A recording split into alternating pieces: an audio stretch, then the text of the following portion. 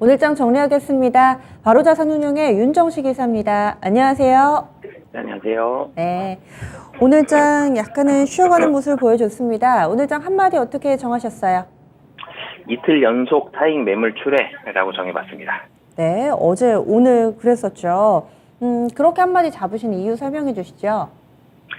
네, 이게 기관 중심으로 해서 타익 매물이 오늘 좀 많이 나왔죠. 기관 매도가 5,957억 원입니다. 외국인의 매수가 2,942억 원이라는 점은 긍정적이었지만 외국인이 전일에도 1,754억, 기관 중심이 된 타익 매물 나왔는데 오늘도 기관 중심으로 좀 타익 매물이 나오면서 사실 기관이 좀 발목을 세게 잡았죠. 마이너스 10포인트.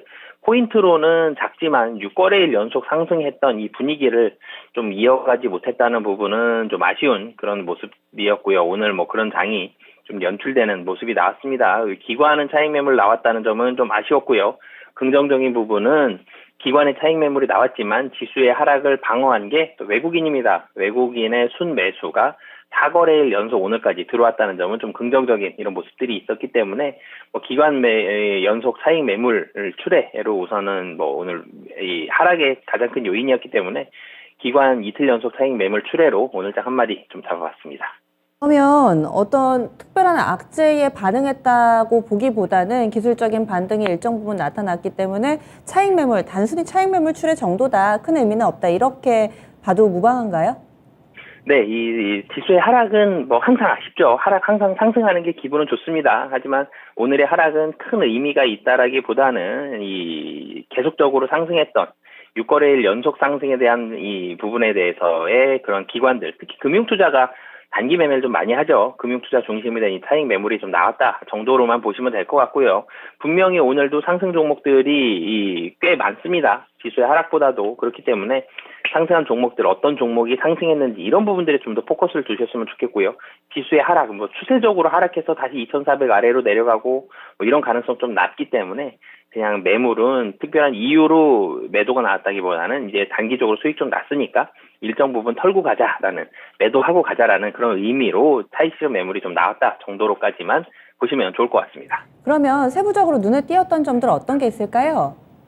네, 뭐 좀 전에도 말씀드렸지만 외국인 매수가 유입됐는데요. 좀 더 의미 있었던 부분은 기관의 매도를 받아줬다라는 점, 그리고 환율이 종가까지 갔을 때는 상승을 거의 줄였는데 이 달러원 환율 상승에도 불구하고 외국인의 매수는 아침부터 계속 매수를 이루어냈습니다. 장 시작부터 종가까지 외국인의 매수는 계속 늘어나는 그런 모습을 보여줬는데요.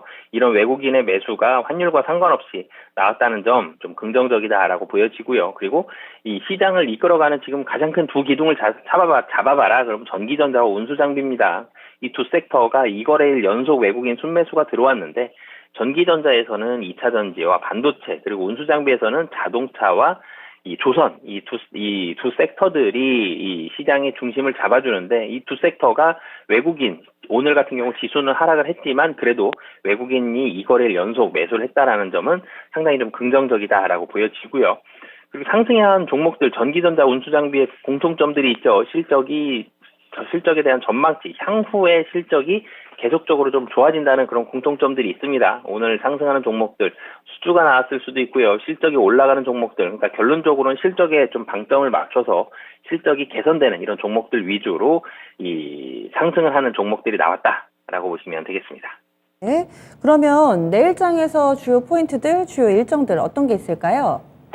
네, 내일장은 7월 ISM 서비스업 PMI가 나옵니다. ISM 서비스업 PMI는 지난 6월은 55.3으로 작년 2월 이후 최저치로 하락을 했는데 이번에도 또 추가적으로 좀 하락할 가능성이 좀 높아 보입니다. 하지만 뭐 물론 상승하면 더 좋겠지만 이 경기 침체 피해갈 수가 없어 보이죠. 경기 침체에 대한 정도를 조절하기 위해서 도리어, 그리고 최근에 경기 침체 얘기 나오면 금리 인상 속도 더뎌진다. 시장 긍정적으로 반응하고 있습니다. 그만큼 시장은 호재 쪽에 좀 더 목소리를 기울이고 있기 때문에 7월 ISM 서비스 PMI 좋지 않게 나올 가능성 높지만 시장에 미치는 영향력은 뭐 굉장히 크지는 않을 것으로 보여지고요. 그리고 오펙 플러스 이 회담이 있습니다. 오펙 플러스 이 회의는 내달 3일인데요. 다음 달 3일인데 오펙 플러스 회담이 있습니다. 이 오펙 플러스 회의를 앞두고 이루어지는데 지난 이 앞으로 9월 이후에 생산량 조정 여부 이런 부분들이 나오는데 이 원유 가격이 최근에 뭐 어제 같은 경우 좀 떨어져서 90불 아래에서 100불 아래에서 좀 움직이곤 있지만 여기에서 이 국제 유가에 대한 부분들 향방을 결정될 수 있기 때문에 이 오펙 플러스 회담까지 관심 있게 보시면 좋을 것 같습니다. 네. 그러면은 간밤에도 미국 증시가 이 제조업 PMI 다소 좀 부진한 영향을 받았는데 앞으로도 어쨌든 경제 지표에 대한 눈높이가 별로 높지 않기 때문에 약간의 기준치를 하회하거나 부정적이더라도 시장에 미치는 영향은 크지 않을 걸로 보고 계시는군요. 네, 시장이 미국 시장도 그렇고요. 한국 시장도 상승을 했죠. 최근에 7월 달 들어서 7월 하반기에 주식 시장이 괜찮았습니다.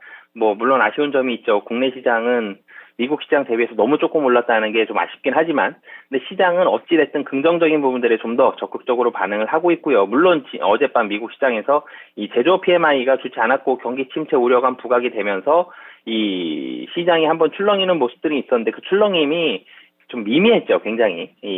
어제 같은 경우 하락하더라도 소폭 하락, 상승하더라도 소폭 상승, 장중 변동이 상당히 미미했습니다. 그렇기 때문에 이런 지표들, 물론 중요한 지표긴 하지만 어느 정도 예상이 되고요. 부진할 것으로. 그리고 부진한 지표가 발표되더라도 시장의 하락은 상당히 좀 미미할 가능성이 현재로서는 좀 높아 보인다라고 말씀드리겠습니다. 네.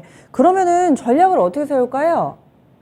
네, 내일 전략 같은 경우는 차익 매물은 계속적으로 좀 나올 가능성이 높지만 차익 매물은 오늘 좀 많이 나왔습니다. 그렇기 때문에 상당히 좀 많이 감소할 가능성이 높아 보이고요. 외국인의 수급이 최근에 계속적으로 좀 들어온다는 긍정적인 모습들이 있기 때문에 차익 매물보다는 외국인의 수급에 좀 더 포커스를 맞추셨으면 좋을 것 같고요. 그리고 실적 개선되는 종목들 계속 말씀드리지만 실적 향후에 대한 전망치, 그러니까 뭐 자동차 같은 경우는 지금 반도체 공급 부족이 많이 해소가 되고 있죠. 근데 마진율은 계속적으로 고마진을 유지를 하고 있기 때문에 이런 부분들이라든지 뭐 조선 연말에 턴어라운드 하는 부분들 그리고 2차 전지 판매량 계속적으로 전망치 미국 시장에서 좋게 잡고 있죠. 전기차 판매도 잘 나가고 있고요. 이런 부분들 향후에 대한 전망치가 좋아지는 이런 대형주들 위주로 이 시장 대응하시면 좋을 것 같습니다. 네. 그러면 오늘 지금도 중국 증시 같은 경우는 많이 밀리고 있는 상황인데요. 오늘 많이 좀 대두가 됐던 낸시 펠로시 하원 의장의 이 대만 방문, 이 부분은 크게 좀 영향을 미칠 만한 재료는 아니다, 이렇게 보시는가요?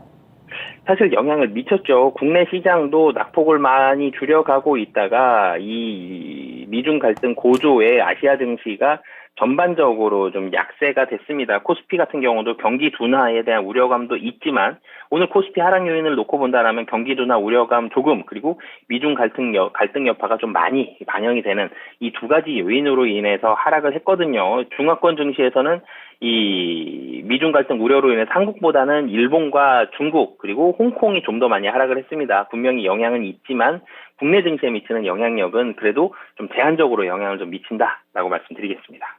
네, 알겠습니다. 다음 주에 뵙겠습니다. 네, 감사합니다. 네, 새롭게 나오는 이슈들도 있습니다. 이런 미중 갈등 부분은 우리 증시에는 제한적인 영향을 미칠 것이다. 그리고 근래 들어서 수급이 다소 좀 개선되고 있는 이 외국인 수급 쪽 집중해서 보고 있습니다. 시장은 다시금 실적에 주목하면서 실적 장세 쪽 성격을 띠고 있다.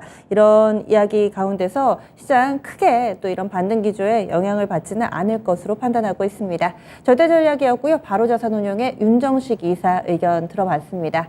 오늘은 이렇게 마무리가 됐습니다. 아직까지 여러분들의 종목이 시장의 흐름을 따라가고 있지 못하다면 뭔가 좀 중간 점검이 필요하겠죠. 진짜 쉬운 진단에서 여러분들의 고민 기다리고 있습니다. 함께 해주는 시간으로 꾸리니까요. 이 부분도 좀 마음껏 활용을 해보시고요. 지금까지 다양한 투자 판단에 대한 도움 말씀드렸습니다. 종목의 상승과 하락을 보장하지는 않습니다. 그럼 내일 아침에 다시 찾아뵐게요. 고맙습니다.